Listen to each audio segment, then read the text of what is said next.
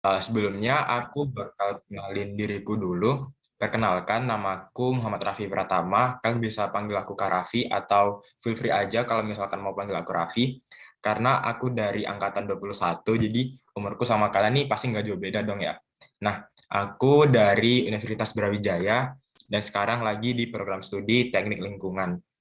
Nah, di malam ini nih teman-teman, aku bakal bawain materi yang emang di PU nih kayak core of the core-nya nih, karena di UTBK 2021 nih materi pernyataan ini tuh kalau aku bisa bilang tuh dari 16 soal mungkin ada sekitar 9 sampai 10 soal tuh tentang pernyataan kayak misalkan bernilai benar, salah atau mungkin yang bakal kita bahas lebih lanjut nantinya. Nah, sebelumnya aku mau tanya nih, boleh di next slide dulu Kak?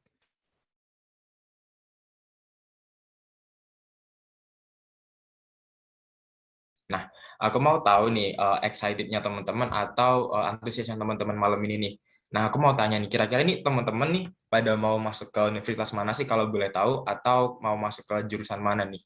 Boleh dong kasih tahu aku di kolom chat nih. Aku mau tahu Ayo nih teman-teman teman-teman, pada pengen mau masuk ke mana nih? pada Ada yang pengen mau ke masuk mana nih? hukum Oh, nih, ada hukum. Wih, ada keren. UGM, FK, ada FK, keren kan. ada yang mau Ilkom, UB juga nih. biologi UGM. Wih, keren keren keren. Wih, Ayo, rame ya yang Kak. lain. Wih, VTM ITB nih. Wih, mantap mantap. Oke. Wih, keren keren semua. Wah, banyak banget ya Semangat teman-teman. teman-teman. Bagus banget ya. Semangat ya. Ada yang mau UB, ada yang mau GM, ada yang mau FK. Berarti teman-teman ini pada keren-keren semua nih. Karena malam ini yang harusnya nih mungkin bagi teman-teman ini waktunya istirahat dari sekolah. Tapi teman-teman nih pada nyempetin waktu nih buat belajar bareng di sini, bareng teman-teman lainnya. Biar nanti waktu UTBK nih skornya bisa tinggi nih. Nah, tanpa lama-lama langsung aja kita masuk ke materinya. Boleh di next slide, Kak. Nah, jadi nih teman-teman, pengertian dari pernyataan sendiri itu adalah sebuah kalimat yang memiliki satu nilai doang nih teman-teman. Jadi nilainya tuh benar, salah, atau mungkin. Nah, pernyataan ini tuh nggak bisa punya dua nilai sekaligus nih teman-teman. Nggak bisa nih ada pernyataan yang bernilai benar dan bernilai salah kayak gitu teman-teman. Boleh di next slide. Oke, nah yang pertama ada pernyataan sesuai nih teman-teman atau pernyataan yang bernilai benar. Nah, pernyataan yang sesuai ini bisa teman-teman cari, bisa teman-teman temuin dengan dua cara nih teman-teman. Yang pertama itu ada yang namanya tersirat. Nah, suatu pernyataan ataupun sebuah kesimpulan itu dapat diketahui dengan cara tersirat, yaitu cara ini tuh nggak tertulis secara langsung teman-teman, tetapi menyimpulkan pesan atau maksud yang sesuai dengan bacaan. Jadi teman-teman nih di pernyataan yang tersirat ini nggak langsung teman-teman temuin nih di dalam teks, nggak langsung ketulis kayak misalkan kalau teman-teman belajar bahasa Indonesia yang kayak misalkan pokok pikiran itu nggak langsung tertulis kayak gitu, tapi teman-teman harus baca dulu bacaannya, habis itu bisa teman-teman simpulin nih dari bacaan tersebut apa sih maksudnya yang sejalan dengan bacaan yang nggak keluar konteks yang mewakili satu bacaan itu tadi. Nah, yang kedua, ini tuh ada yang namanya tersurat, teman-teman. Jadi yang tersurat itu yang udah aku sebutin tadi, yang tertulis dalam teks dan nggak perlu teman-teman simpulin secara mandiri atau teman-teman simpulin sendiri. Nah, cara tersurat ini yaitu menyimpulkan atau menemukan pernyataan yang sesuai dari bacaan dengan cara mencari kalimat pada bacaan secara langsung. Jadi dicari doang langsung aja mana nih pernyataan atau simpulan dari sebuah paragraf ini kayak gitu. Boleh di next, Kak. Nah, ini nilai suatu pernyataan ya teman-teman. Jadi kalau aku bisa bilang benar itu di sebelah kiri, salah di sebelah kanan. Nah, mungkin ini tuh ada di tengah-tengah teman-teman. Jadi kalau misalkan benar itu pernyataan itu bernilai benar apabila tersirat maupun tersurat dari bacaan dan memiliki nilai pasti teman-teman. Jadi yang aku perlu garis bawain ini tuh ada kata pasti teman-teman. Nah, kalau misalkan salah itu suatu pernyataan bernilai salah apabila tidak memiliki keterkaitan ataupun tidak terdapat pada bacaan baik secara tersurat maupun tersirat. Jadi ini benar dan salah itu berkebalikan ya teman-teman. Nah, kalau kemungkinan sendiri atau kata mungkin itu pernyataan itu bernilai mungkin apabila dia itu ada dua macam kemungkinan teman-teman. Jadi dia ini mungkin benar atau mungkin salah, tapi bukan berarti dia tuh benar dan salah kayak gitu teman-teman. Jadi dia ini kalau misalkan kita kita baca nih, kita baca simpulannya oh ini bisa aja bener, ini bisa aja bakal terjadi, tapi ini juga bisa nggak terjadi. Jadi kalau mungkin itu dia tuh masih ambigu teman-teman. Nah biasanya orang-orang tuh kalau di soal itu salah di mungkin ini teman-teman, karena mereka kalau disuruh cari pernyataan yang mana pernyataan yang mungkin benar. Nah mereka tuh pasti pikirannya tuh kayak, oh berarti cari aja yang sesuai, cari aja yang benar. Padahal mungkin dan benar itu dua pernyataan yang berbeda teman-teman. Jadi nanti kita bakal bahas lebih lanjut contoh-contoh soalnya dan kita bahas di quizzes. Nah, contoh soalnya boleh di next slide Kak. Ini yang mungkin. Nah, kayak gini teman-teman. Jadi kalau aku bisa bilang mungkin yang benar atau salah teman-teman udah terbiasa ya di sekolah. Tapi yang mungkin ini bakal kita kasih satu contoh soal dulu. Ini aku baca, ada dua jenis kopi, kopi X dan kopi Y. Nah, kopi X ini dikenal dengan kopi kelas 1. Kemudian kopi X ini tuh punya tekstur yang lebih halus, berbiji bulat, dan rasanya tuh asam. Nah, kopi Y ini tuh teksturnya lebih kasar, lebih panjang dan rasanya itu lebih pahit. Nah, simpulan yang paling mungkin adalah, nah ini teman-teman, kan yang dibilang kan paling mungkin nih, berarti dia ini punya dua macam nilai atau kemungkinan, jadi mungkin benar atau bisa jadi salah. Nah, kita baca option yang A, kopi X lebih mahal dari kopi Y. Nah, kira-kira nih kemungkinannya nih pasti benar, pasti salah atau paling mungkin nih teman-teman. Coba aku mau tahu dong pendapatnya teman-teman di kolom chat nih kayak gimana.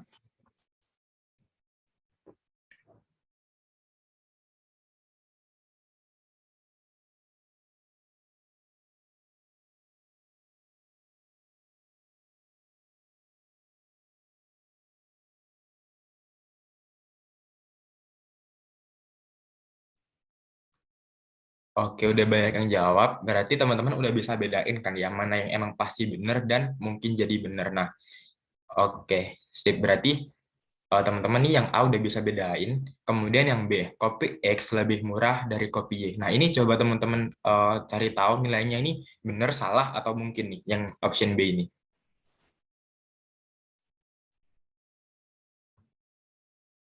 Oke, berarti teman-teman udah bisa juga, udah pada jawab dengan kompak nih kalau option B ini bernilai salah. Kemudian yang C, kopi X ditanam di daerah yang dingin. Coba teman-teman cari, dia ini bernilai salah, benar, atau mungkin. Gitu. Coba yang C. Aku mau tahu nih dari teman-teman.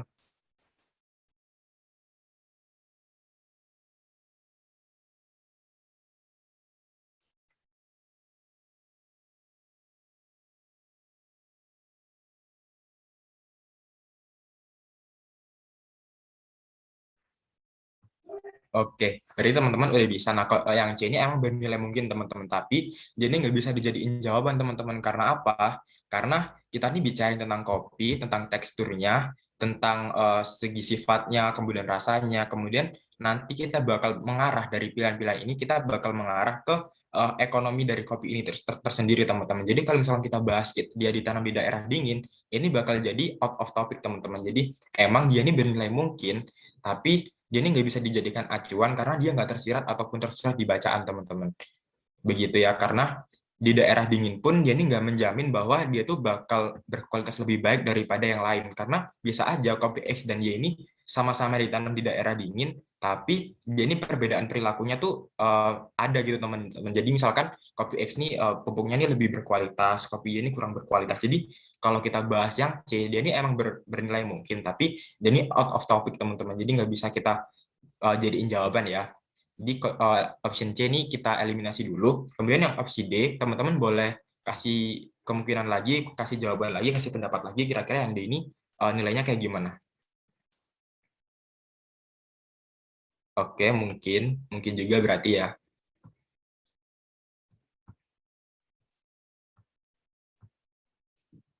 Oke, berarti teman-teman sepakat kalau misalkan yang D ini bernilai mungkin. Iya benar karena dia ini otomatis dong mungkin bisa jadi dia ini bakal lebih diminati oleh masyarakat nih teman-teman. Tapi karena dia kelas 1 biasanya dia ini bakal lebih mahal kan sesuai dengan yang option A tadi. Jadi bisa aja masyarakat yang kelas menengah ke bawah dia ini bakal lebih berminat ke kopi Y kayak gitu teman-teman. Jadi emang secara kemungkinan kalau bisa kita tarik kesimpulan dia ini bakal lebih diminati, tapi ada part-part atau faktor-faktor lain yang bikin dia nggak lebih diminati daripada kopi Y kayak gitu teman-teman. Nah, yang kelima ini yang E teman-teman. Coba dijawab ini nilainya kayak apa yang terakhir.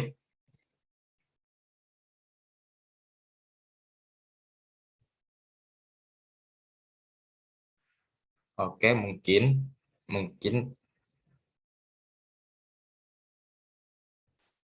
Oke, berarti yang E juga bernilai mungkin ya teman-teman. Nah, kalau misalnya kayak gini, jawabannya yang mana dong Kak? Kan ada tiga mungkin nih.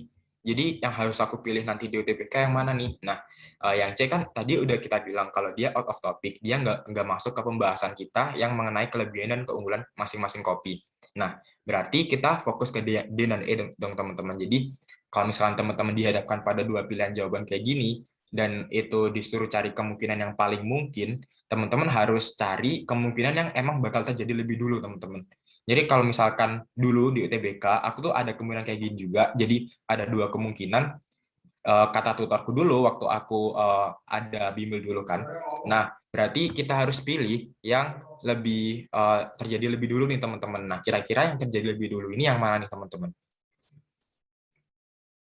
Coba dong dijawab di kolom chat.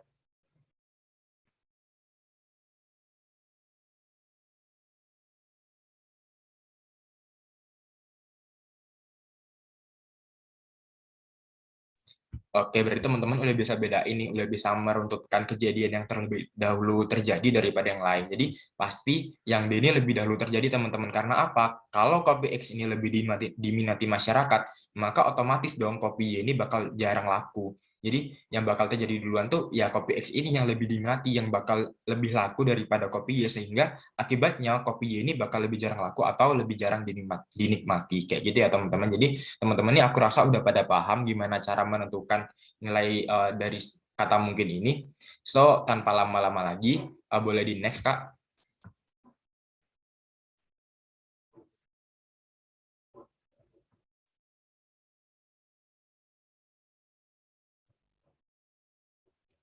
Iya, bener yang bener yang dia, teman-teman.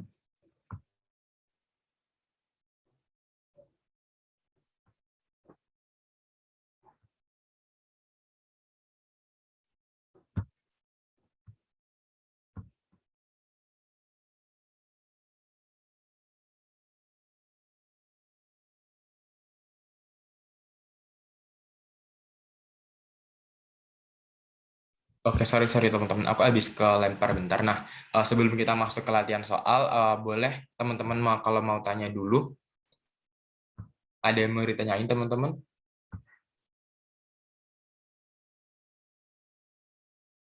Kalau misalkan teman-teman ada yang belum jelas, boleh ditanyain.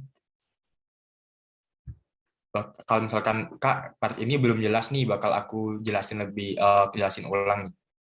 Apakah ada yang ditanyain teman-teman? Boleh raise hand atau mungkin langsung on mic.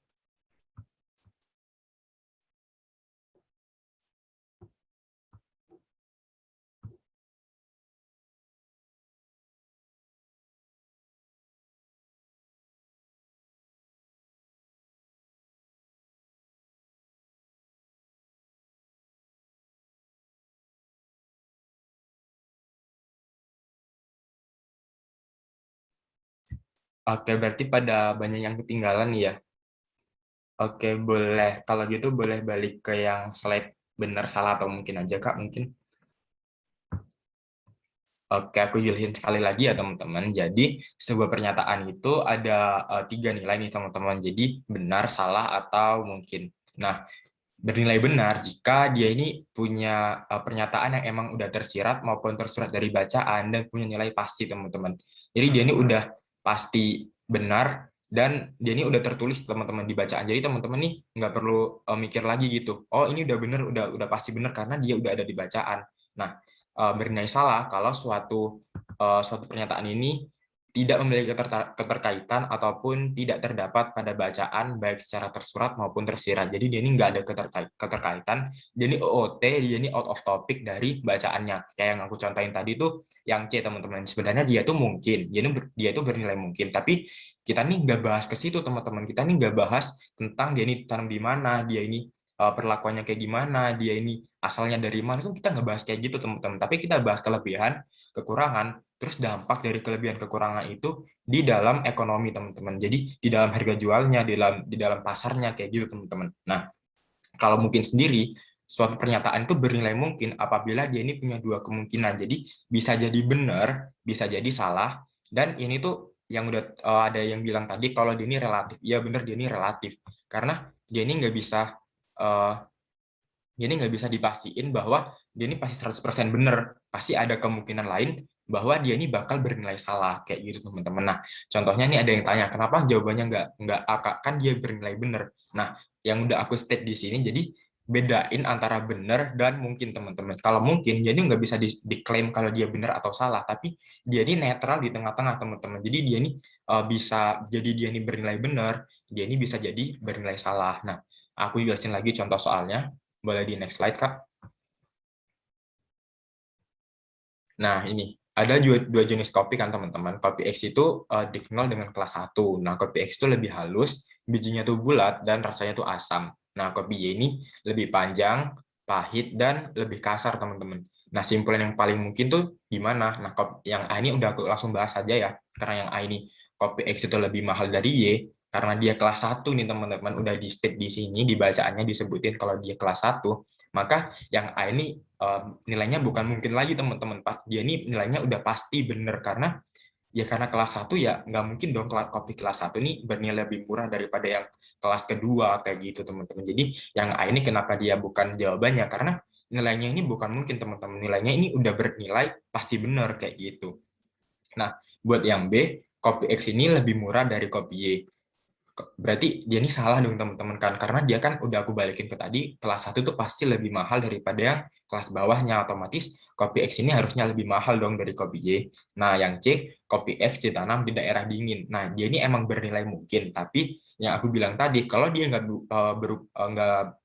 punya keterkaitan dengan bacaannya alias dia out of topic, maka dia ini bernilai salah teman-teman. Di mana kita ini kan bahas kelebihan, kekurangan, rasa, habis itu karakteristik dari masing-masing kopi, yang pada option-option ini kita arahin ke bagaimana dia ini bakal bersaing di pasar, kemudian bagaimana harga jualnya, bagaimana dia diminati oleh masyarakat kayak gitu. Jadi kalau misalkan kita bahas ditanam di daerah dingin, ya ini bakal kayak aneh gitu. Lah, kan kalau misalkan kopi X dan Y ini sama-sama ditanam di daerah dingin, kan bisa aja yang mempengaruhi itu dari faktor lain, kayak misalkan dari faktor pupuk, dari faktor emang dari benihnya tuh yang Y ini lebih jelek kayak gitu kan. Jadi dia ini emang nggak bisa kita simpulin dan dia ini terkesan out of topic teman-teman. Nah, yang D, kopi X ini lebih diminati masyarakat. Ini harusnya benar, tapi bisa jadi bernilai salah kalau emang masyarakatnya tuh dari kelas menengah ke bawah teman-teman. Nah, sebaliknya, kopi ini kan lebih jarang laku. Nah, ini juga bernilai mungkin karena kalau misalkan emang masyarakatnya nih menengah ke bawah, pasti kopi ini bakal lebih laku lagi daripada kopi X yang bernilai mahal kayak gitu kan teman-teman. Nah, teman-teman kan bingung nih, kok bisa sih Kak jawabannya tuh yang D? Kok bisa sih kenapa nggak yang E? Kenapa kan sama-sama bernilai mungkin nih Kak? Nah, jadi tipsnya buat jawab soal yang punya dua macam jawaban kayak gini, yang sama-sama bernilai mungkin, teman-teman nih cari tahu dulu nih, yang kemungkinan yang paling mungkin terjadi lebih dahulu ini yang mana sih kayak gitu. Nah, kemungkinan yang bakal terjadi lebih dahulu itu pasti yang dia teman-teman. Karena kalau kopi X itu lebih diminati oleh masyarakat, otomatis kopi yang lain ini bakal tenggelam kan karena kopi X ini lebih diminati. Nggak mungkin kan dia ini kopi Y ini lebih jarang laku dulu baru kopi X ini lebih diminati. Kan ini kan hubungannya kan sebab akibat nih teman-teman. Jadi penyebabnya itu ya kopi X ini lebih diminati, jadinya akibatnya kopi Y ini lebih jarang laku kayak gitu teman-teman. Apakah udah jelas? Iya benar, ini ada teman kalian yang tanya, berarti kalau soalnya kesimpulan itu yang dicari mungkin, kemungkinan berarti bukan yang udah pasti benar. Oh, jadi karena kalian mungkin dari sekolah atau SMA dulu atau SMP, kalian kebiasaan kalau disuruh nyari kemungkinan yang bernilai mungkin, kalian tuh pasti udah jawab yang, oh berarti yang ada di teksnya nih, yang ada di bacaan nih, pasti kalian kayak gitu kan. Nah, sebenarnya kayak gitu tuh bukan bukan sebuah jawaban ya teman-teman. Jadi emang kemungkinan tuh ada cara jawabnya sendiri teman-teman, nggak langsung yang kalau misalkan ada jawabannya benar oh berarti ya ini jawabannya kayak gitu, bukan karena ada tiga kemungkinan tadi teman-teman, ada yang bernilai benar, ada yang bernilai salah, dan ada emang sendiri yang bernilai mungkin kayak gitu. Ada yang tanyain lagi teman-teman sebelum kita masuk ke kuisis, sebelum aku kirim linknya?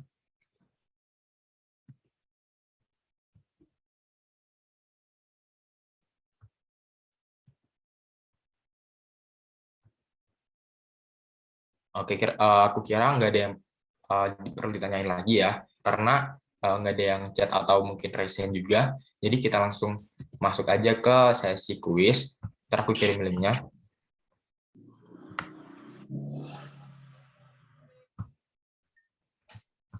Oke, bentar aku kirim di chat ya teman-teman.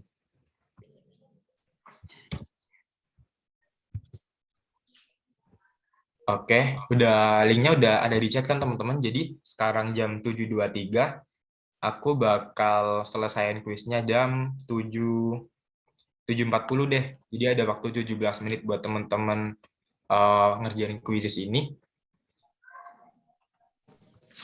Teman-teman boleh langsung klik linknya yang aku kirim di chat. Ya, PPT-nya nanti bakal aku kirim juga di grup TPS. Oke, selamat mengerjakan teman-teman. 7.40 kita kembali ke sini, kita bahas soalnya ya.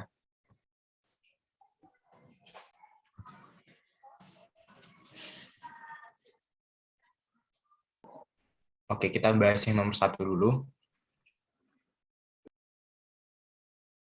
Oke, nah ini yang aku build itu berarti jawaban yang benar ya teman-teman.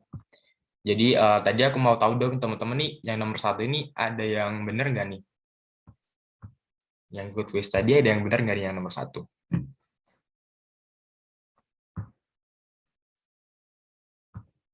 Boleh jawab di kolom chat ya teman-teman. Oke, berarti ada yang benar, ada yang salah gitu ya teman-teman. Oke, jadi kita bahas, aku bacain dulu teksnya. Orang yang menderita hepatitis mengalami peningkatan gejala demam dan nyeri sendi karena serangan virus hepatitis. Upaya menurunkan serangan virus hepatitis dapat dilakukan dengan mengonsumsi obat interferon. Gejala demam dan nyeri sendi berkurang ketika tubuh mampu menghambat serangan virus hepatitis.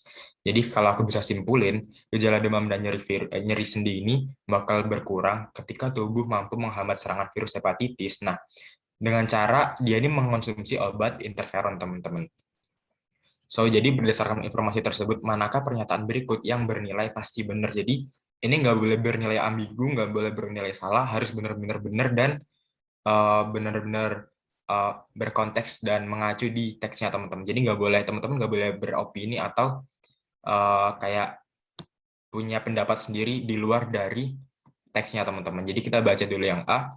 Obat interferon merupakan obat yang paling direkomendasikan untuk menurunkan gejala demam atau nyeri. Nah, kata paling direkomendasikan di sini tuh kan nggak ada nih teman-teman di teks. Jadi dia ini dapat disimpulkan bahwa yang A ini tuh sebuah opini teman-teman. Kan dia ini nggak ada nih. Mana ada sih yang di teks ini bilang kalau dia ini paling ampuh atau paling direkomendasikan? Nggak ada dong. Berarti yang A ini bernilai salah atau bisa jadi dia ini mungkin kayak gitu teman-teman. Karena dia nggak ada di teks dan nggak bernilai pasti benar kayak gitu. Yang B, penderita hepatitis yang mendapatkan obat interferon akan mengalami penurunan gejala demam dan nyeri sendi. Yang ini yang benar ya teman-teman, karena yang udah aku baca di awal tadi, bahwa gejala demam dan nyeri sendi itu bakal berkurang karena tubuh ini mampu menghambat serangan virus hepatitis, yang mana serangan virus hepatitis itu dapat diturunkan dengan mengonsumsi obat interferon kayak gitu teman-temannya. Yang C ini kenapa salah? Karena orang yang mengalami peningkatan gejala demam dan nyeri sendi itu tidak mengkonsumsi obat interferon.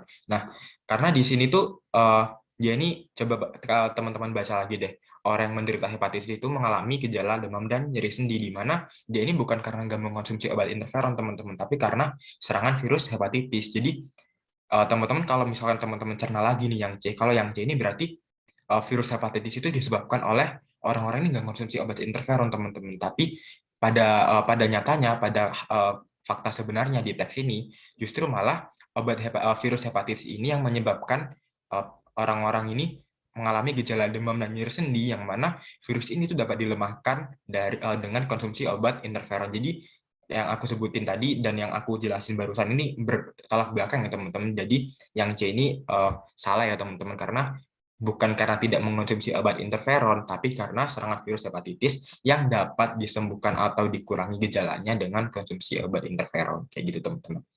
Nah, yang D, orang yang menderita hepatitis ini sembuh dengan mengonsumsi obat interferon. Yang ini juga salah karena bukan sembuh tapi diturunkan gejalanya atau demam dan nyeri sendinya kayak gitu teman-teman. Jadi pastikan teman-teman ini baca satu persatu soalnya, baca dulu maksud jawabannya, opsinya, karena di PU ini ditekanin bahwa nilainya ini pasti beda-beda teman-teman antar option ini. Jadi ada yang bernilai emang udah pasti benar, udah pasti salah, ada yang mungkin, dan satu kata doang itu bisa mempengaruhi nilai dari jawaban itu teman-teman. Contohnya yang ini nih paling direkomendasikan. Nah, itu kan bisa mengubah nilai dari option yang harusnya, misalkan kalau kita hilangkan nih paling direkomendasikan, jadi obat interferon ini merupakan obat untuk menurunkan gejala demam atau nyeri, itu kan benar, tapi karena ditambahkan kata paling direkomendasikan, maka dia ini tidak bernilai pasti benar. Jadi pastiin teman-teman ini telah dulu nih kata perkatanya nih, maksudnya nih udah sejalan belum sih sama teksnya kayak gitu. Nah yang ini, orang yang menderita hepatitis memiliki kemampuan pertahanan tubuh yang rendah. Nah di sini juga nggak di state ya, karena uh, dia ini orang yang menderita hepatitis itu karena dia ini mendapat serangan dari virus hepatitis. Jadi dia ini termasuk dalam out of topic atau nggak ada kaitannya dengan teks dan bernilai salah. Kira-kira ini nomor satu nih teman-teman, ada yang mau ditanyain nggak nih? Atau semuanya ini udah setuju sama jawaban aku? Jadi feel free aja kalau mau menyanggah atau Kak, aku ini punya pendapat kayak gini nih. Tapi menurutku kayak gini nih Kak, kayak itu boleh boleh juga nih berlangsung raise hand atau boleh teman-teman langsung on mic. Apa teman-teman udah setuju semua?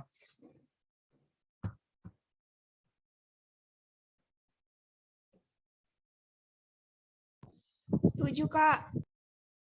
Oke, berarti setuju ya teman-teman. Sip. Aku lanjut. Setuju. Oke, siap. Boleh di nomor 2, Kak. Nah, ini nomor 2 yang sebelah kiri ya teman-teman. Aku mau tahu dong teman-teman nih, ada yang benar nggak nih di nomor 2 sama 3? Ada yang benar? Oke, benar. Oke, banyak yang benar nih. Oke, sip.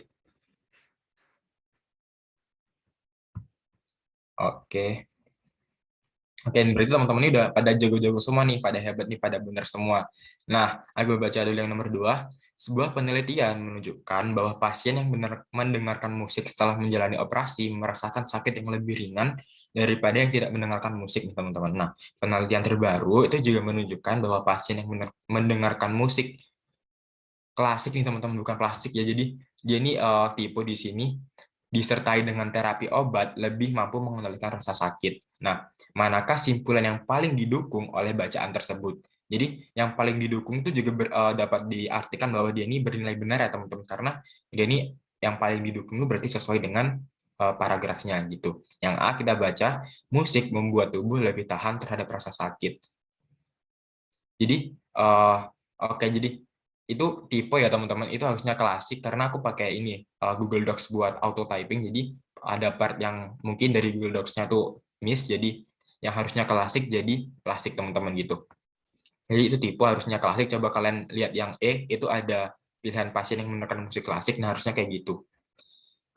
Jadi yang A, musik membuat tubuh lebih tahan terhadap rasa sakit. Jadi bukan lebih tahan ya teman-teman, tapi merasakan itu sakit lebih ringan teman-teman. Kalau ketahanan tubuhnya tuh ya sama-sama aja. Jadi kalau mau mendengarkan musik atau enggak, itu emang sama-sama pertahanannya tuh segitu. Tapi saat dia didengarkan oleh dikasih musik, dia ini bakal merasakan sakit yang lebih ringan teman-teman. Bukan berarti pertahanan tubuhnya ini bakal makin naik kayak gitu. Jadi yang A ini salah ya teman-teman. Yang B, mendengarkan musik membuat pasien lebih cepat sembuh. Nah, ini juga nggak di state di paragraf, karena musik itu cuma berpengaruh dalam setelah operasi itu dia tuh nggak terlalu merasakan sakit, teman-teman, kayak gitu. Nah, yang C, ini yang benar, musik memiliki dampak terhadap kemampuan pasien untuk mengelola rasa sakit. Nah, ini udah di state juga di paragraf bahwa musik itu memiliki dampak, jadi itu bakal merasakan sakit yang lebih ringan kalau dia ini setelah operasi didengarkan oleh musik, kayak gitu. Nah, kemudian yang D ini, pasien yang menggunakan musik saat menjalani operasi lebih cepat sembuh. Ini juga B dan D ini sama kan maksudnya, jadi sama-sama salah karena bukan lebih cepat sembuh tapi lebih ringan rasa sakitnya kayak gitu. Yang E, pasien yang mendengarkan musik klasik tanpa terapi obat jarang merasakan kesakitan. Justru yang di kalimat terakhir ini kan udah disetujui juga bahwa pasien yang mendengarkan musik klasik disertai dengan terapi obat lebih mampu mengendalikan rasa sakit. Nah, bukan jarang merasakan kesakitan, teman-teman, tapi justru malah dia tuh bakal sering merasa kesakitan teman-teman karena dia ini tanpa terapi obat kayak gitu. Oke, ada yang berpendapat lain dari jawabanku mungkin atau udah setuju semua? Setuju, Kak. Setuju. Oke, setuju semua ya. Oke, jadi nomor 3 aku bahas sekalian. Masker N95 dianggap paling efektif untuk menyaring semua partikel daripada jenis masker lain. Nah, makin efektif suatu masker dalam menyaring partikel, maka makin ampuh juga nih masker tersebut dalam mencegah penyebaran penyakit. Nah, berdasarkan pernyataan tersebut, manakah yang paling mungkin menjadi akibat dari tingginya tingkat efektivitas masker N95, teman-teman? Nah, jawabannya yang C. Kenapa? Karena masker N95 itu direkomendasikan untuk digunakan oleh tenaga medis. Jadi dia ini bernilai paling mungkin kan, teman-teman, karena akibat dari keefektifan masker N95 ini, dia ini pasti bakal ditujukan atau mungkin ditujukan untuk tenaga medis. Nah, kenapa kok dia bernilai mungkin, Kak? Kenapa dia nggak bernilai benar aja? Kan N95 kan paling efektif nih, teman-teman. Nah, ini emang direkomendasikan untuk digunakan oleh tenaga medis, teman-teman. Tapi apakah nggak ada masker jenis lain yang mungkin memiliki efektivitas yang sedikit lebih rendah daripada N95 yang juga direkomendasikan buat tenaga medis? Ya kita belum tahu. Jadi dia ini bernilai mungkin itu kalau dia ini bisa jadi salah, bisa jadi direkomendasikan, bisa jadi nggak direkomendasikan. Jadi kayak gitu, teman-teman. Cara jawabnya itu kayak gitu. Jadi kalau teman-teman ada disuruh cari pernyataan yang bernilai mungkin, maka teman-teman cari aja nih jawaban yang ini bisa jadi iya, bisa jadi enggak, kayak gitu, teman-teman. Jadi simpelnya tuh iya atau enggak, kayak gitu.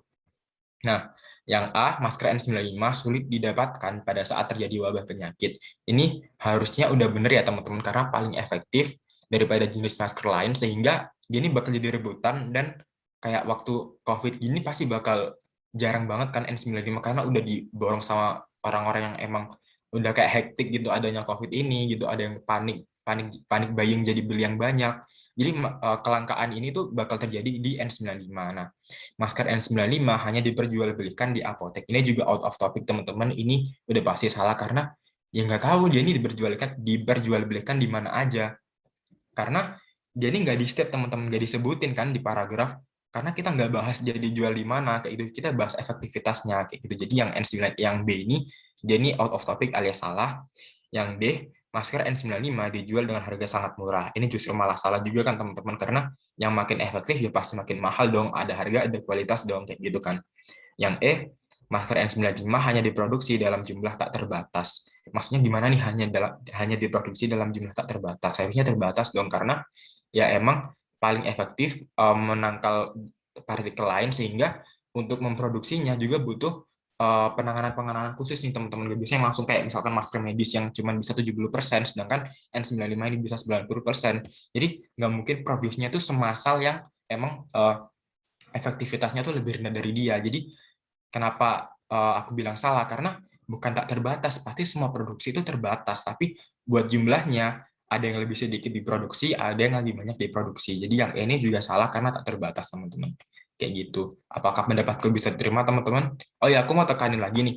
Kenapa aku dari tadi tuh kayak misal bikin kesimpulan-kesimpulan kayak gitu? Karena DPU ini emang kita tuh ditekanin buat berlogika, teman-teman. Jadi kita nih ditekanin buat memperhatikan kata demi kata, teman-teman, di setiap pilihan. Jadi oh ini tuh bisa jadi iya, bisa jadi enggak. Jadi kita nih dilatih buat berpikir kritis, teman-teman, di setiap jawabannya kayak gitu. Ada yang ditanyain, teman-teman, buat 2 dan 3 ini? Atau udah setuju semua sama jawabannya? Setuju, Kak. Itu yang Setuju, Kak. opsi A nggak nyambung sama yang tingginya tingkat efektivitas atau gimana tadi, Kak? Kenapa? Boleh diulangi lagi, kurang jelas suaranya. Yang opsi A tadi kurang nyambung sama yang tingginya tingkat efektivitas karena apa? Yang nggak nyambung tadi yang B ya, karena Yang B itu kan hanya diperjualbelikan di apotek, sedangkan kita ini nggak bahas tentang dia ini diperjualbelikan di mana, kita ini cuma bahas efektivitasnya, tentang dampaknya di pandemi ini, tentang penggunaannya, nah tentang efeknya makin ampuh masker tersebut dalam menangkal penyakit, kayak gitu-gitu. Jadi yang B ini, dia ini out of topic ya, jadi yang out of topic itu bukan yang A tapi yang B, karena kita nggak bahas dia diperjualbelikan di mana, kayak gitu. Bisa dipahami? Bisa, Kak.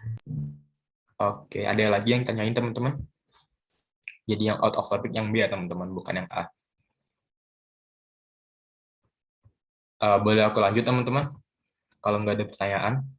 Iya, boleh, Kak. Lanjut, Lanjut, Kak. Kak. Oke, lanjut ya teman-teman. Boleh di next slide, Kak. Oke nih teman-teman. Jadi ini nomor 4 dan 5. Aku mau tanya lagi dong teman-teman, ada yang benar nggak nih di nomor 4 dan 5 ini? Kayaknya pada benar semua nih, karena tadi kan banyak yang benar. Aku yakin sih teman-teman pada benar semua.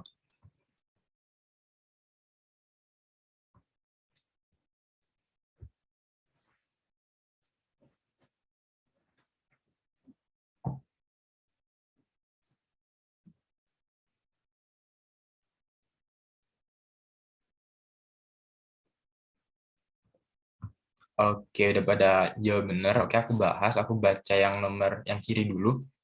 10 tahun yang lalu, tidak banyak penyakit yang ditularkan dari hewan liar ke manusia. Namun, tetapi pada saat ini, teman-teman, jumlah penyakit yang ditularkan hewan liar ke manusia meningkat secara signifikan. Nah, manakah pernyataan berikut yang paling mungkin menjelaskan perbedaan kondisi tersebut? Jadi, mana sih yang paling relate, yang paling make sense, yang paling mendekati kata benar? Aku bilang tadi kan bukan benar pasti, tapi yang mendekati kata benar. Nah, aku baca yang A, interaksi langsung antara hewan liar dengan manusia pada saat ini lebih sering terjadi daripada 10 tahun yang lalu. Kenapa aku bilang ini benar? Karena penyebabnya ini interaksi antara hewan liar dengan manusia, teman-teman. Jadi penyakit ini bakal lebih cepat menular atau lebih sering terjadi kalau interaksi langsung antara hewan liar dengan manusia ini lebih sering terjadi, kayak gitu teman-teman.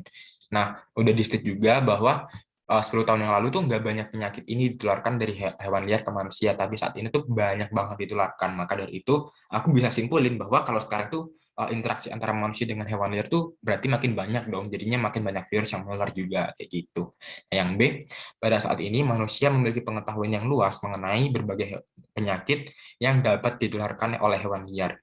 Sebenarnya kalau ini tuh kayak, ya bisa jadi sih, tapi kita kan bahasnya tentang tentang cara penularan ini teman-teman, bukan tingkat pengetahuan dari manusia sendiri. Kalau misalkan kita bahas tentang pengetahuan manusia 10 tahun lalu dan sekarang, kayaknya nggak jauh beda kan. Jadi teknologinya juga nggak jauh berbeda. Jadi kalau dulu aja bisa dideteksi, maka harusnya sekarang juga bisa dideteksi dong teman-teman. Jadi kalau menurutku dia ini nggak punya korelasi atau hubungan antara tingkat pengetahuan yang dimiliki manusia zaman 10 tahun yang lalu dengan sekarang. Karena kalau sekarang bisa, kalau dulu aja bisa dideteksi, harusnya nggak ada pengaruhnya dong. Berarti teknologinya emang udah bisa ngedeteksi dari dulu dong, kayak gitu. Nah, untuk yang C, vaksinasi terhadap berbagai penyakit pada saat ini lebih banyak dilakukan daripada 10 tahun yang lalu. Ini juga out of topic ya teman-teman, karena kita ngebahas vaksinasi, di mana vaksinasi yang kita tahu itu malah harusnya mencegah dong, mencegah dari penularan penyakit yang ditimbulkan. Nah, kalau misalkan vaksinasi penyakit saat ini tuh lebih banyak, harusnya malah yang saat ini tuh lebih sedikit kan penularannya, kayak gitu. Yang D, penelitian mengenai berbagai penyakit lebih banyak dilakukan pada saat ini daripada 10 tahun yang lalu. Yang ini juga salah ya teman-teman, karena menurutku penelitian itu pasti dilakukan secara bertahap dan gak mungkin tiba-tiba membludak gitu. Jadi menurutku yang D ini juga salah.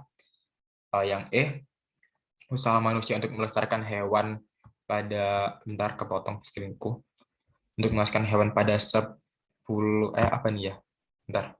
Ada yang mau bacain gak nih, karena di screenku kepotong. Kayaknya itu dari PPT-nya langsung, Kak. Ini Oke, aku bacain. Usaha manusia untuk melestarikan hewan pada saat ini lebih banyak daripada 10 tahun yang lalu. Nah, berarti ini juga sebenarnya nggak relate ya teman-teman, karena untuk melestarikan hewan dan penularan penyakit itu sebenarnya dua hal yang berbeda jalur, berbeda konteks teman-teman. Jadi untuk melestarikan hewan kan pasti ada SOP-nya nih teman-teman, pasti ada standar operasional prosedurnya. Di yang paling mungkin itu ya interaksi secara bebas, bukan interaksi secara kayak pelestarian yang ada SOP-nya atau ada prosedurnya kayak gitu teman-teman. Apakah bisa diterima yang soal pertama ini teman-teman pendapatku? Bisa, Bisa, Kak. Kak. Bisa, Oke, Kak. jadi setuju ya teman-teman. Yang kanan sekarang aku bahas sebentar. Nah, gajah adalah spesies hewan yang sangat penting bagi kelestarian ekosistem. Nah, semakin penting suatu spesies bagi ekosistem gajah itu tadi, maka perlu spesies tersebut untuk dilindungi. Manakah pernyataan berikut yang paling mungkin menjadi akibat dari pentingnya gajah bagi kelestarian ekosistem? Nah, yang A, populasi gajah mengalami peningkatan yang pesat. Ya, kita nggak bisa bilang kalau dia ini mengalami peningkatan yang pesat karena kita nggak bahas tentang eh, dia ini bakal meningkat secara pesat atau enggak nih teman-teman. Kita hanya bahas kalau dia ini penting dan dia perlu untuk dilestarikan kayak gitu. Yang B, penangkaran gajah dijadikan objek wisata. Kalau misalkan dijadikan objek wisata, malah makin membahayakan gajahnya dong. Maka dia ini nggak memenuhi kalimat yang makin perlu spesies tersebut untuk dilindungi. Berarti kalau dia dijadikan objek wisata, berarti dia nggak bakal dilindungi dong kayak gitu. Nah yang C, pemerintah melarang perburuan dan perdagangan gajah. Nah ini udah paling benar karena yang di kalimatnya, di paragrafnya, dia ini dibilang kalau spesies tersebut itu perlu untuk dilindungi. Maka dari itu pemerintah itu melarang perburuan dan perdagangan gajah. Kemudian yang D, penangkaran gajah harus berada jauh dari perkampungan. Yang ini juga nggak menutup kemungkinan kalau emang pemerintah nggak ada larangan buat perburuan atau perdagangan, maka ya manusia mau jauh mau deket, yang namanya manusia pasti kalau emang ada niat buat berburu, kalau nggak ada larangannya ya pasti bakal diburu dong kayak gitu kan. Kemudian yang E, gajah dibiarkan hidup di alam bebas. Nah, ini juga memperbesar resiko kalau gajah itu bakal diburu dan spesiesnya bakal makin berkurang kayak gitu, teman-teman. Jadi apakah soal yang ini bisa diterima, teman-teman? Bisa, Kak. Bisa, Kak. Oke. Oke, yang E kenapa salah? Karena kalau gajah dibiarkan hidup di alam bebas, dia ini bakal makin rentan buat diburu sama orang-orang yang emang niatnya buat ngeburu gajah nih teman-teman. Jadi semakin gajah tersebut nggak dilindungi, nggak dikonservasi, nggak diadain undang-undang yang kenapa dilarang perburuan dan perdagangan, maka kalau dia dibiarkan hidup di alam bebas, ini bakal makin besar resikonya buat diburu gitu teman-teman. Jadi yang paling tepat kalau dia emang dilindungi, ya emang harus dibuat undang-undangnya buat melarang perburuan dan perdagangan gajah itu tadi, kayak gitu. Maka dari itu yang E salah. Nah yang D, kenapa salah? Karena kalau misalnya emang jauh dari perkampungan tapi dia ini nggak ada undang-undang yang melindungi perburuan gajah, ya sama aja dong bohong, karena ya emang siapa yang mau ngelarang? Kalau misalkan emang jauh deket, kalau emang ada orang yang udah ngeburu gajah, nggak ada undang-undang yang mengatur, pemerintah nggak ngelarang, ya udah bebas aja kan. Jadi dia ini tetap mengancam kelestarian dari gajah tersebut, kayak gitu teman-teman. Ada pertanyaan lagi? Tadi yang E apa, Kak? Yang E karena dia ini kalau dibiarkan hidup di alam bebas itu bakal makin beresiko teman-teman, gitu. Maksudnya beresiko untuk diburu gitu, Kak? Ya bener kan, ini kita bahasnya tentang untuk dilindungi kan, berarti harusnya kalau dilindungi maka dia ini harus dilindungi, dihindarkan dari perburuan liar kayak gitu. Oke, ntar ada pertanyaan lagi. Yang A di soal kiri itu bukan pasti benar ya teman-teman. Oke. Jadi kenapa yang A ini aku bilang paling mungkin, karena interaksi langsung antara hewan liar daripada manusia saat ini tuh lebih sering terjadi daripada 10 tahun yang lalu. Nah dia ini kalau aku mikirnya karena apa ya, belum tentu 10 tahun yang lalu dengan sekarang itu pasti bakal lebih banyak interaksi teman-teman. Biasa aja di 10 tahun yang lalu emang apa ya, karena hewannya tuh nggak sebanyak sekarang ataupun mungkin ada faktor lain. Aku kan tadi kan bilang kalau yang paling mungkin itu bisa jadi mendekati benar tapi tidak 100% benar karena ada faktor lain yang menentukan. Misalkan emang 10 tahun lalu tuh interaksinya sedikit karena gajahnya, misalkan hewan yang menularkan ini gajah nih teman-teman, karena gajahnya juga sedikit kayak gitu. Jadi ada faktor lain yang mempengaruhi. Kalau misalkan emang teman-teman bilang yang A ini udah pasti benar, coba teman-teman telaah lagi yang B, C, dan DE itu emang ada kemungkinan yang bisa dibilang paling mungkin menjelaskan perbedaan kondisi tersebut. Nah, jadi yang emang paling relate atau paling mungkin menjadi penyebab dari perbedaan kondisi tersebut itu pilihan yang A, teman-teman. Apakah ada pendapat lain dari teman-teman? Mungkin teman-teman berpendapat mungkin pilihannya yang B atau yang C kayak gitu. Boleh free aja. Kalau teman-teman tadi ada jawaban lain nih selain yang A.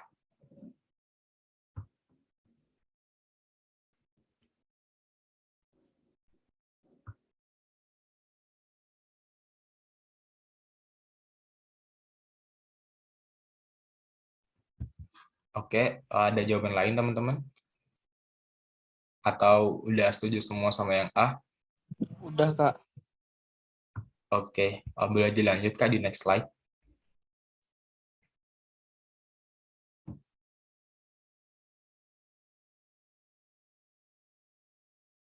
Oke, nih ada 2 soal lagi nih teman-teman. Ada yang benar nggak nih di 2 soal ini tadi? Boleh chat di kolom komentar.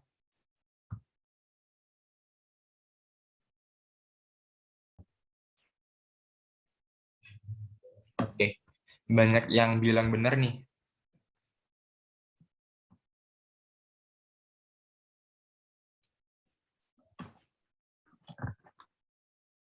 Teman-teman pada jago semua ya, pada dari tadi pada bilang benar-benar gitu. Berarti emang udah pada siap nih kayaknya buat UTBK, tinggal pemantapan di latihan soalnya aja nih.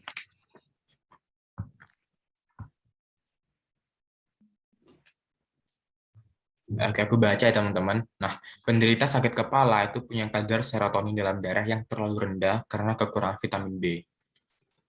Kadar vitamin B yang rendah dapat ditingkatkan dengan mengonsumsi sayuran, susu, ataupun telur. Peningkatan vitamin B ini menyebabkan naiknya kadar serotonin dalam darah yang memperkuat kemampuan sel untuk menghasilkan energi. Berdasarkan informasi tersebut, manakah pernyataan berikut yang pasti benar? Jadi, yang pasti benar berarti yang emang udah di state atau disebutkan di paragrafnya. Yang A, mengonsumsi sayuran, susu, atau telur merupakan cara yang paling efektif. Nah, paling efektif udah ke state juga tadi soal sebelumnya bahwa dia ini berupa opini, jadi bisa jadi salah, bisa jadi enggak, karena ini merupakan pendapat teman-teman, bukan berdasarkan fakta, kayak gitu. Jadi yang A ini nggak bisa dijadiin jawaban. Kemudian yang B, seseorang yang mengalami peningkatan kadar serotonin dalam darah tidak mengonsumsi susu, sayuran, atau telur. Nah, ini salah ya teman-teman, karena konsumsi sayuran, susu, ataupun telur itu pasti meningkatkan kadar serotonin dalam darah sesuai dengan teksnya. Nah, kemudian yang C, penderita sakit kepala yang mengonsumsi sayuran, susu, atau telur mengalami penurunan kadar serotonin dalam darah. Ini juga salah, karena yang pasti kalau dia mengonsumsi sayuran, susu, atau telur, maka serotoninnya itu bakal naik gitu kan. Kemudian yang D, orang yang mengalami sakit kepala tidak mengonsumsi sayuran, susu, ataupun telur. Nah, di sini sebenarnya tuh kayak ambigu kan teman-teman. Kayak teman-teman pasti mikir, bisa jadi ini sih. Tapi kan kalau misalkan teman-teman pikir lagi, apakah setiap penyakit sakit kepala itu disebabkan nggak ada konsumsi telur? Dia kan udah disebutin dalam soal tadi bahwa dia itu sebenarnya disebabkan oleh serotonin dalam darah itu rendah. Ulang lagi, ada suara. Jadi sakit kepala itu nggak disebabkan karena konsumsi sayuran, susu, atau telurnya tuh rendah teman-teman. Tapi karena apa? Karena kadar serotoninnya yang rendah, bukan karena tidak mengonsumsi sayuran. Nah, kenapa rendah? Karena dia ini kekurangan vitamin B. Nah, cara meningkatkannya baru dengan sayuran, susu, ataupun telur. Jadi jangan sampai kebalik antara penyebab dengan cara pengatasi itu. Kemudian yang E, sakit kepala akan sembuh melalui peningkatan asupan vitamin B. Yang ini benar ya teman-teman, karena disebabkan karena kekurangan vitamin B, maka kebalikannya kalau mau sembuh maka vitamin B-nya harus ditingkatin kayak gitu. Setuju teman-teman sama yang nomor 1 ini? Setuju, Kak. Apa ada pendapat lain? Setuju, Kak. Oke, setuju ya. Berarti kita next ke nomor 2. Penyakit asam urat merupakan radang sendi akibat penumpukan asam urat dalam darah. Penyakit ini dapat diatasi dengan mengonsumsi buah ceri atau kopi. Nah, buah ceri ini antosianin yang dapat menurunkan kadar asam urat, sedangkan kopi mengandung asam klorogenat yang dapat meningkatkan pengeluaran asam urat melalui urin. Nah, meskipun demikian, teman memiliki kondisi tekanan darah tinggi atau aritmia itu disarankan untuk membatasi konsumsi kopi karena kopi itu mengandung kafein. Berdasarkan informasi di atas, manakah pernyataan berikut yang pasti salah? Nah, ini yang A, konsumsi kopi yang berlebihan menyebabkan tekanan darah tinggi. Ini benar ya teman-teman, karena udah juga disebutin di kalimat terakhir, oleh orang-orang yang memiliki tekanan darah tinggi karena dia mengandung kafein. Kemudian yang mengonsumsi kopi secara berlebihan tidak memiliki kandungan asam klorogenat dalam tubuhnya. Kopi sendiri itu mengandung asam klorogenat, teman-teman. Jadi orang yang mengonsumsi kopi itu pasti udah punya asam klorogenat di dalam tubuhnya. Kemudian yang C, kopi dapat dikonsumsi bersamaan. Ini ada harusnya kopi dan ceri ya teman-teman.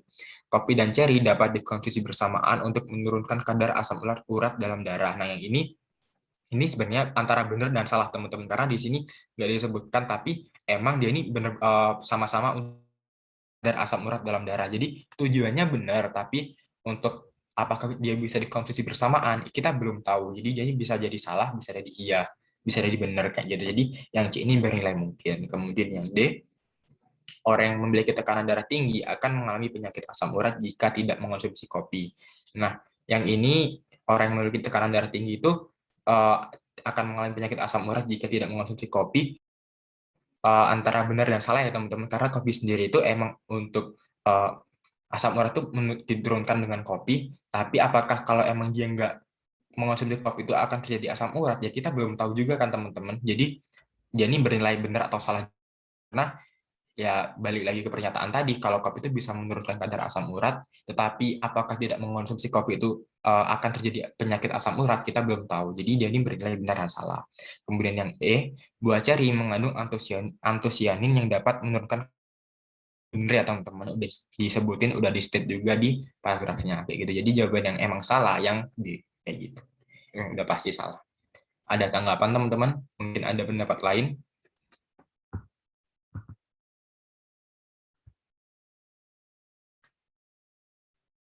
Udah pada setuju semua? Bisa kita lanjut ke selanjutnya. Lanjut, Kak. Oke, lanjut ya. Oke, boleh dilanjut, Kak. Nah, ini. Banyak ibu hamil masih ragu untuk mengonsumsi madu meskipun memiliki banyak manfaat. Nah, menurut pakar kesehatan, madu itu aman dan baik untuk dikonsumsi ibu hamil karena memiliki nutrisi yang tinggi. Manakah pernyataan berikut yang akan memperlemah argumen pakar kesehatan tersebut? Jadi mencari pernyataan yang bernilai memperlemah atau menyalahkan dari pakar kesehatan, teman-teman. Jadi perlu digarisbawahi, pakar kesehatan ya teman-teman, bukan kalimat yang pertama. Jadi dia ini berfokus di kalimat yang kedua. Nah, banyak teman-teman gue kemarin waktu UTBK itu salah di sini karena dia ini nggak baca perintahnya, teman-teman. Dia ini kan memperlemah. Jadi jangan masuk ke argumen yang lain, jangan masuk ke kalimat yang pertama, fokus aja di kalimat yang kedua kayak gitu. Nah, kita baca dulu yang A. Sebagian madu lebah hutan mengandung bahaya untuk janin. Nah, berarti dia ini emang benar dong, dia ini memperlemah argumennya pakar, karena pakar bilang kalau madu madu itu aman dan baik untuk dikonsumsi ibu hamil karena nutrisi yang tinggi kayak gitu.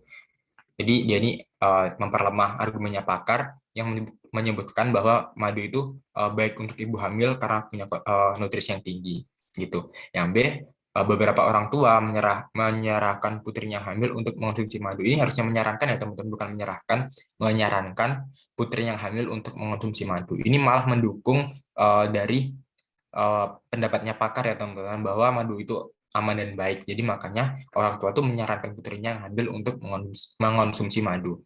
Kemudian yang C, ibu hamil yang mengonsumsi asam folat lebih banyak daripada yang minum madu. Jadi dia ini memperkuat juga argumen yang pertama, bukan argumennya pakar. Kenapa? Karena di argumen yang pertama itu banyak ibu hamil yang masih ragu untuk mengonsumsi madu meskipun madu ini punya manfaat yang baik. Nah, maka dari itu konsumsi asam folat oleh ibu hamil ini teman-teman jauh lebih banyak daripada ibu hamil yang minum madu sendiri karena emang masih ragu itu tadi kan kayak gitu. Jadi dia mendukung argumen yang pertama. Kemudian yang D, sebagian ibu hamil merasa lebih bertenaga apabila mengonsumsi madu. Nah, ini berarti mendukung argumennya pakar dong, karena pakar bilang kalau aman dan baik serta memiliki nutrisi yang tinggi buat ibu hamil. Kemudian yang ibu hamil dianjurkan ke dokter apabila ingin mengonsumsi madu. Nah, ini malah mendukung juga argumen yang pertama karena mereka kan masih ragu nih teman-teman. Maka dari itu, konsultasi dulu ingin mengonsumsi madu kayak gitu. Jadi jawaban yang emang tidak mendukung atau memperlemah yang A karena dia ini bertolak belakang, pakar bilang kalau punya nutrisi yang tinggi, dan yang A bilang kalau mengandung bakteri yang berbahaya kayak gitu.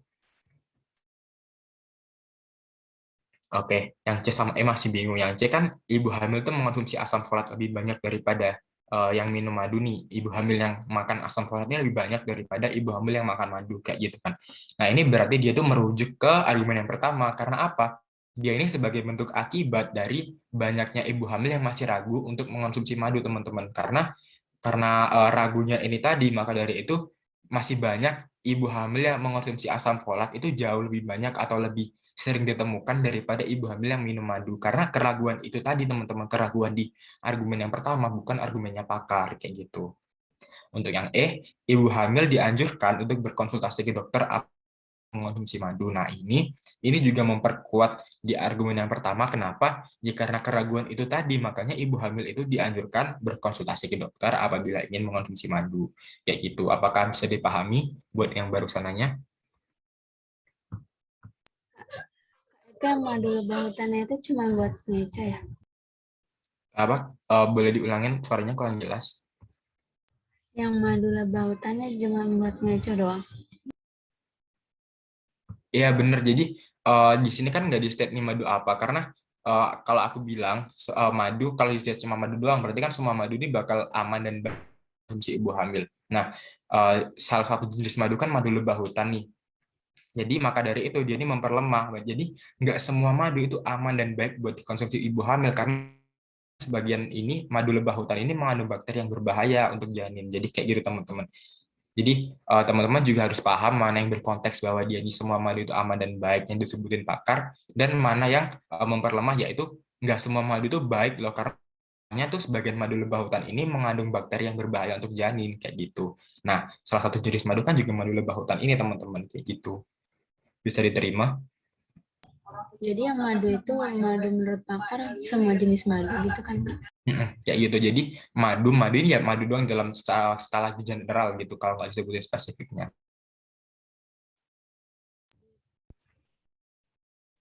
Oke, ada pertanyaan lagi?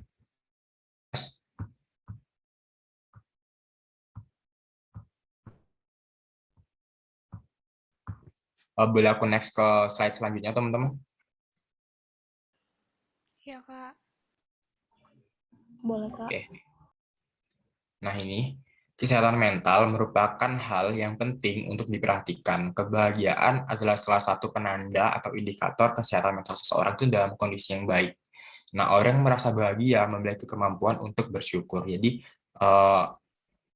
bersyukur itu membuat seseorang mampu memfokuskan dirinya pada hal yang baik sehingga menciptakan sikap yang optimis.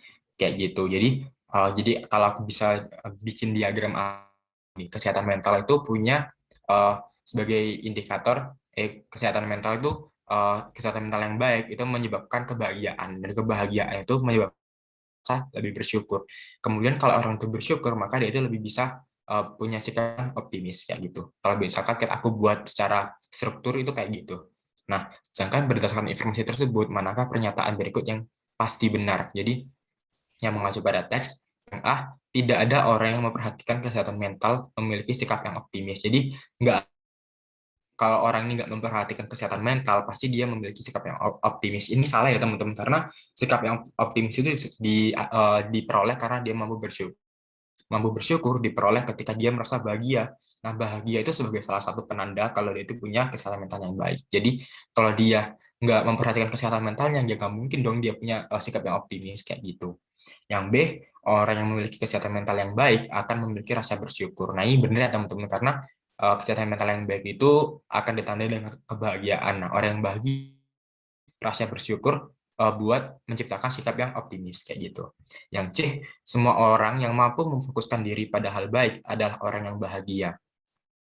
Yang ini aku bisa bilang kalau dia ini termasuk opini ya teman-teman, karena nggak semua orang yang mampu memfokuskan diri pada hal yang baik adalah orang yang bahagia, karena di sini kita nggak sebutin bahwa semua orang yang mampu bersyukur itu bakal punya sikap yang optimis, karena ya bisa aja karena faktor lain kan teman-teman. Misalkan kalau emang dia nggak bahagia tapi dia punya effort yang tinggi, punya semangat yang tinggi, ya bisa aja dia fokus pada hal yang baik.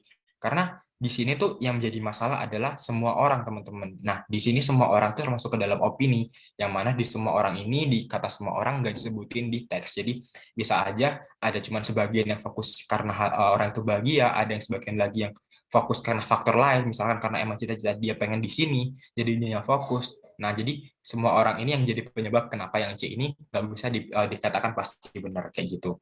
Nah, yang D, orang yang tidak bahagia lebih banyak bersyukur daripada orang yang bahagia. Ini jelas salah.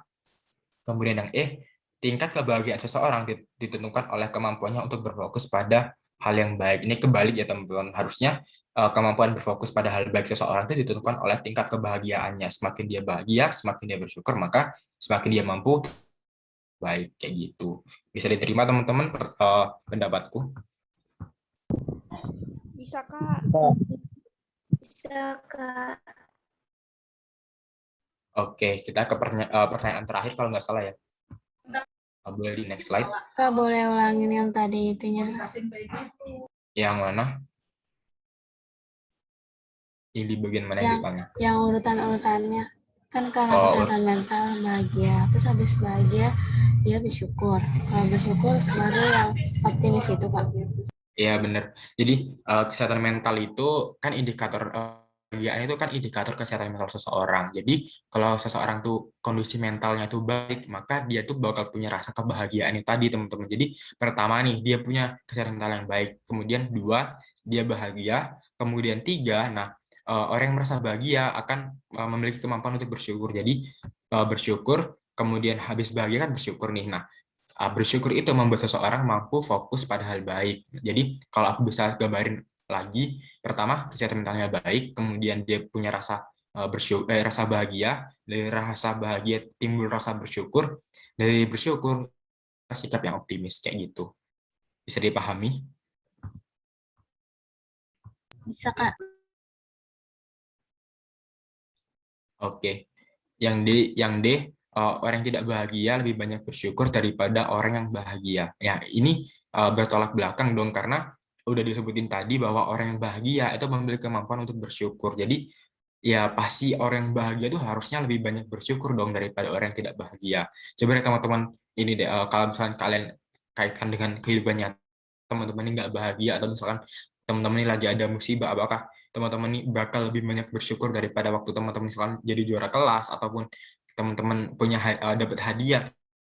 Lebih banyak bersyukurnya ketika teman-teman atau orang-orang ini merasa bahagia kan. Jadi yang ini udah pasti salah dong kayak gitu.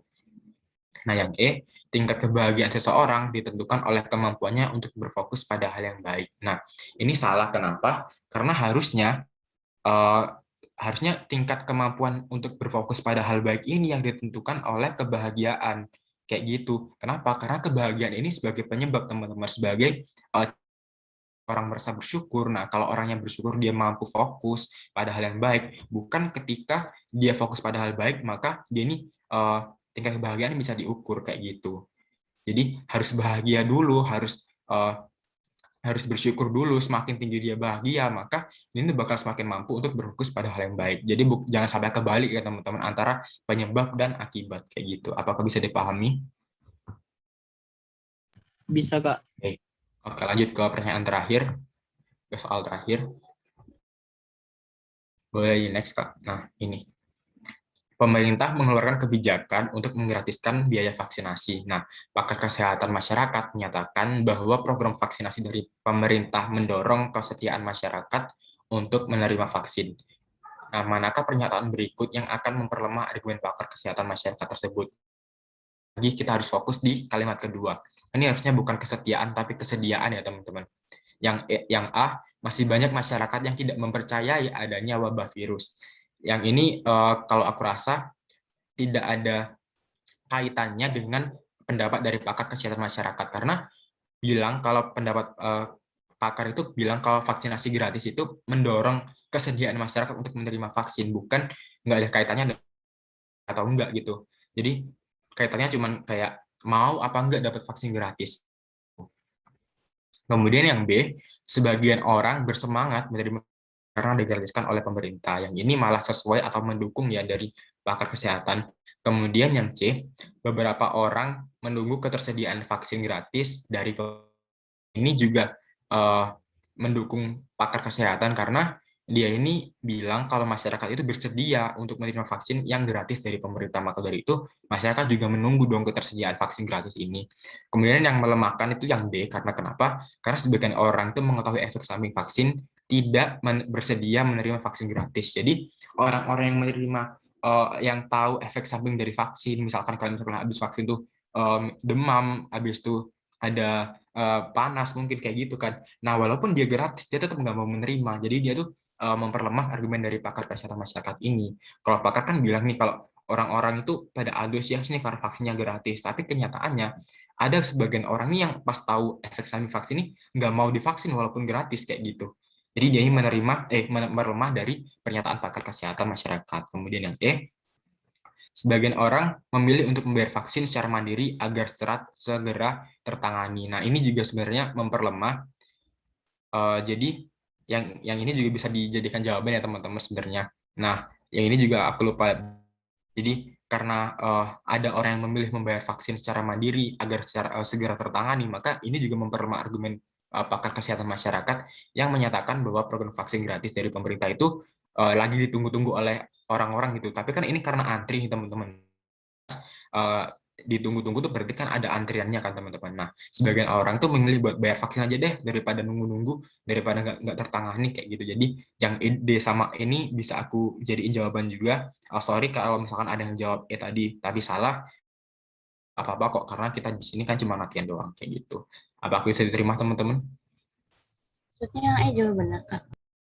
Iya, jadi E itu juga bisa dijadikan dia juga bisa dijadikan jawaban. Nah, yang lebih benar yang mana? Karena sebenarnya kan antara tidak bersedia menerima vaksin dan membayar vaksin secara mandiri agar segera tertangani itu kayak dua premis atau dua pernyataan yang apa ya, yang beda jalur gitu loh. Kalau misalkan emang dia udah tahu efek vaksin, maka dia nggak bersedia menerima vaksin. Ada juga karena dia nih mampu bayar, ya udah dia bayar aja karena dari lama-lama ya udah aku bayar aja sekali gitu. Jadi kalau aku bisa bilang mana yang lebih benar, ya dua-duanya benar, nggak ada yang lebih dulu, nggak ada yang lebih kemudian, karena dia ini kan subjektif nih tergantung orangnya nih. Ada yang emang dari awal nggak mau nerima vaksin karena nggak vaksin tuh ada efek kayak gini-gini. Ada yang mau tapi nggak mau antri, nggak mau nunggu penggratisan vaksin ini kayak gitu. Jadi kalau aku bilang di ini setara, nggak ada yang lebih dulu, nggak ada yang lebih kebelakangan kayak gitu. Apakah teman-teman ada pendapat lain juga boleh. Ini ada yang raise hand, ya boleh siapa nih? Nggak jadi. Itu sebagian orang bayar kan itu disitunya kan gratis. Jadi kalau bayar itu bukannya kayak dia apa ya, lebih milih bayar daripada yang gratis itu, jadi kayak bertolak belakang sama yang gratis. Oh iya benar, bertolak belakang. Terus jadi menurut kamu jawabannya yang E gitu yang lebih benar? Enggak, yang D. Oke. Jadi jawabannya yang D menurut kamu? Ya nggak tahu Kak, bingung juga. Nah, jadi aku jelasin lagi ya teman-teman kenapa jawabannya yang D.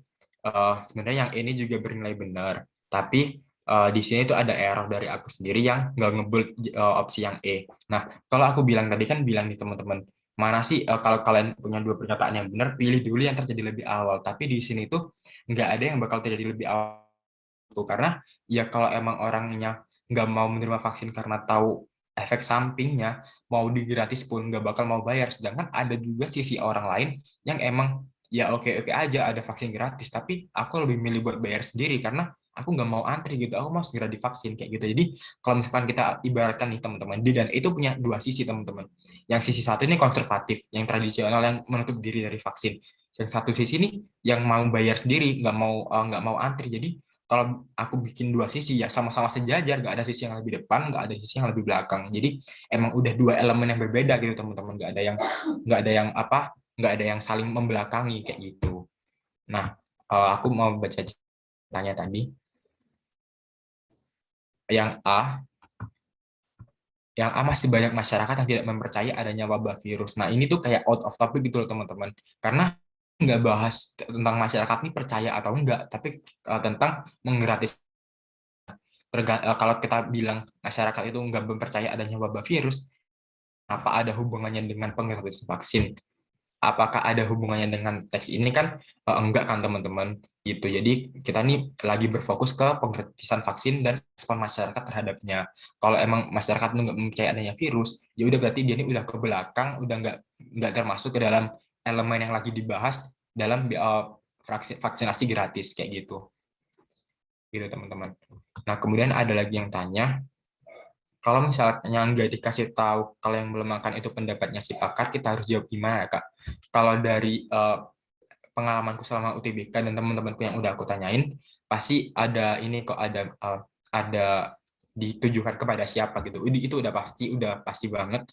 Ada juga yang bentuknya kayak gini teman-teman, misalkan kayak A ini pendapat A titik dua bla bla bla, mendapat B titik dua bla bla bla. Nah, ada sebuah pernyataan, kemudian dia disuruh menyimpulkan. Nah, pernyataan ini tuh melemahkan yang mana kayak gitu. Ntar di opsinya ada yang memperlemah A, memperlemah B, memperlemah tidak memperlemah, kemudian malah memperkuat A, memperkuat B kayak gitu teman-teman. Nah, yang jelas yang di UTBK 2021 ini udah bukan kepada siapa. Tapi kalau misalkan emang nggak ada tujuannya kepada siapa, pernyataan itu diperlemah, maka harusnya teman-teman dia ini pernyataan yang memperlemah ini tuh mencakup satu teks gitu, nggak cuma pakar kesehatan masyarakat doang, tapi harus mencakup juga di kalimat yang pertama kayak gitu.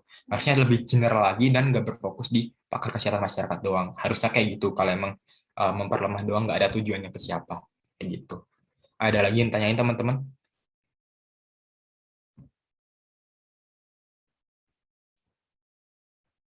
Oke, kalau nggak ada yang tanyain boleh slide selanjutnya. Ini udah selesai teman-teman.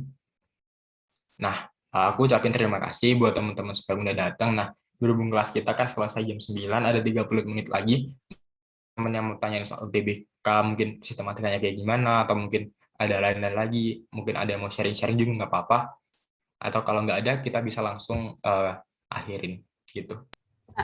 Kayaknya katanya soal 2021 yang kemarin banyaknya yang memperlemah kayak gini. Karena silogisme gitu nggak ada.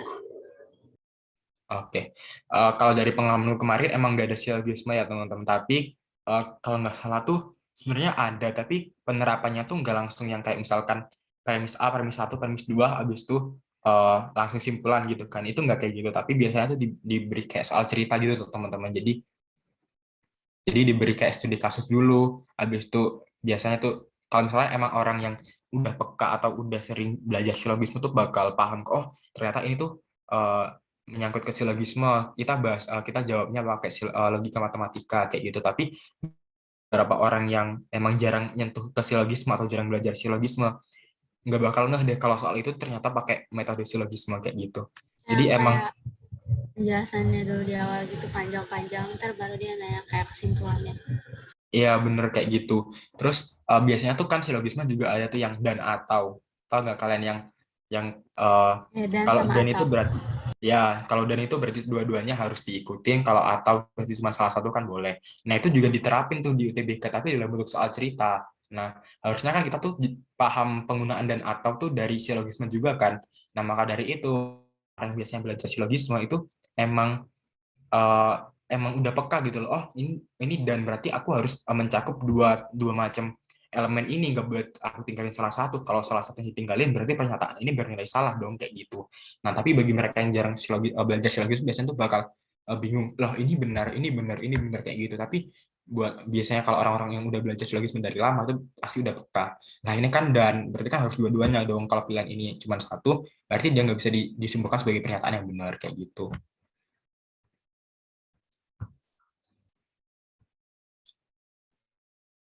Oke, ada yang banyak yang tanya gimana cara baca yang cepat. Kalau dari aku sendiri, kalau dulu waktu UTBK itu, eh, aku baca soalnya dulu yang teman-teman kayak misalkan berdasarkan pernyataan berikut mana yang paling didukung, mana yang sesuai, mana yang mana yang paling benar, mana yang paling mungkin itu aku baca dulu, kemudian aku baru baca teksnya. Jadi emang beberapa soal itu bisa dijawab tanpa, contohnya kayak gini teman-teman.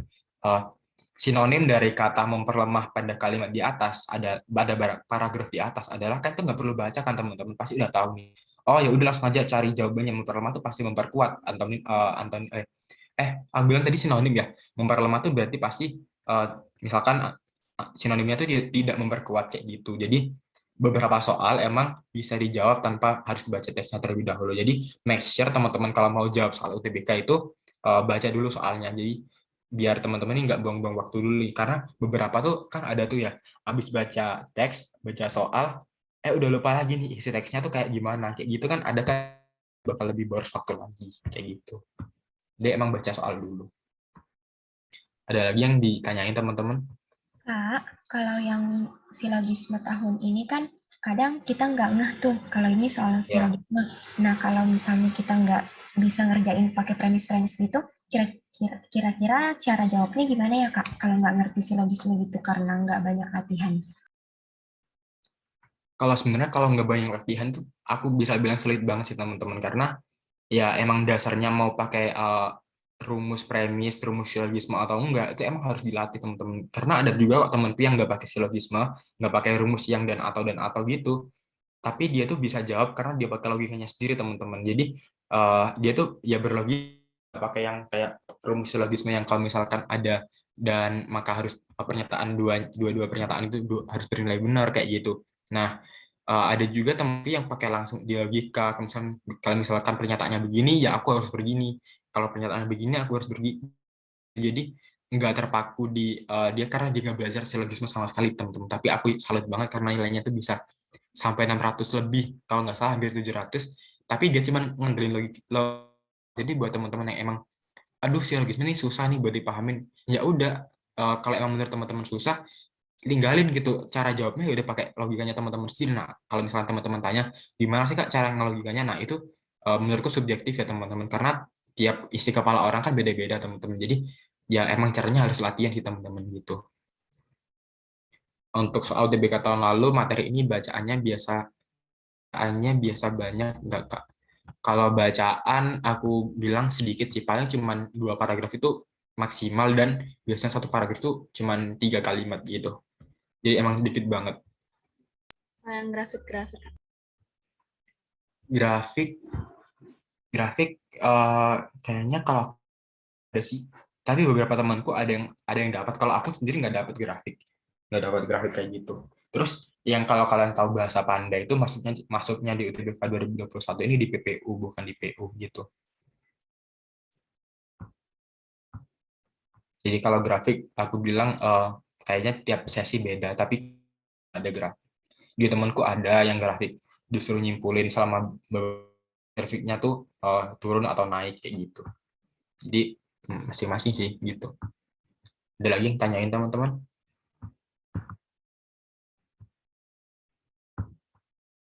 Kalau nggak ada, mungkin aku kembalikan ke Kak Salsa. Terima kasih buat teman-teman yang udah join hari ini, dan semoga ilmunya bermanfaat. Aku minta maaf dan mohon maaf kalau ada perkataanku yang kurang lebihnya belum diterima oleh teman-teman. Sekian dari aku, terima kasih. Selamat malam teman-teman. Terima kasih Kak. Terima kasih, Kak. Selamat malam, Kak. Terima kasih Kak. Oke, Selamat teman-teman. juga Kak Raffi buat Kasih Kak. sesi hari ini. Oh ya, aku mau ingetin juga buat teman-teman, jangan lupa isi feedback yang udah aku kirim ya. Ntar bisa juga kasih kritik saran nih, gimana sih pembelajaran belajar bareng kali ini, gitu. Atau mungkin mau titip pesannya buat Kak Raffi atau apapun juga boleh ke situ. Oh ya, mungkin kalau dari kalian ada yang masih mau nanya-nanya nih tentang UTBK atau gimana sih Kak cara jawab PU yang benar kayak gimana, mungkin Kak Raffi bisa ini kasih kontak, bisa apa Instagram atau apa itu, kalau ada nih yang mau nanya-nanya itu, kalau boleh silahkan. Oke, kalau teman-teman mau tanya-tanya boleh langsung kontak ke Instagramku, aku tulis di kolom chat ya teman-teman. Jadi boleh banget mau tanya. Oh ya, kebetulan tahun ini kalau misalkan teman-teman, aku cuma mau cerita aja ya gitu. cara masuk PTN gitu juga boleh, karena aku juga kebetulan juga lagi senang juga sharing-sharing gitu kan, dan kebetulan tahun ini juga alhamdulillahnya aku juga keterima di tapi aku lebih milih ke UNBI gitu. Terima kasih. Oke, oh ya teman-teman, aku izin nyampein titipan nih dari teman-teman Pintar Bareng. Aku izin share screen bentar ya. Nah, jadi teman-teman dari Pintar Bareng nih ada program namanya donasi bareng. Nah, program ini apa sih Kak? Jadi program ini itu bentuknya ya donasi, kayak donasi yang kalian tahu seperti biasanya kayak gitu. Nah, tapi uangnya di sini nanti bakal kita pakai buat bantu teman-teman kita yang kesulitan di pendidikan, atau juga bisa bantu teman-teman kita yang mungkin terkena bencana atau terkena kendala dalam hal finansial di pendidikan kayak gitu. Nah, donasi barang ini juga bisa mau dari kalian nih, kalau misalkan aku pengen donasi nih Kak, tapi aku nggak tahu harus kemana, aku nggak tahu harus donasi yang buat apa. Nah, ini mungkin bisa jadi salah satu alternatif nih buat kalian kalau pengen berdonasi, dan nantinya uang kalian juga nggak bakal terbuang sia-sia kayak gitu kan. Uangnya bakal dijadiin untuk membantu saudara-saudara kita yang kesulitan di bidang pendidikan kayak gitu. Nah, ini kan ada beberapa metode pembayaran. Bisa kalau kalian mau donasi bisa pilih salah satu kayak gitu. Untuk linknya bisa, ini ada bit.ly/1 rupiah, atau di link feedback yang aku kirim tadi itu juga ada linknya di section kedua kalau nggak salah. Nah, gitu. Mungkin itu sih, aku cuma dititipin itu pesan dari teman-teman Pintar Bareng.